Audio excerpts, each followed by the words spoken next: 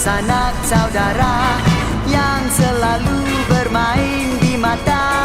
Nun menghijau gunung ladang dan rimba, langit nan tinggi bertambah birunya.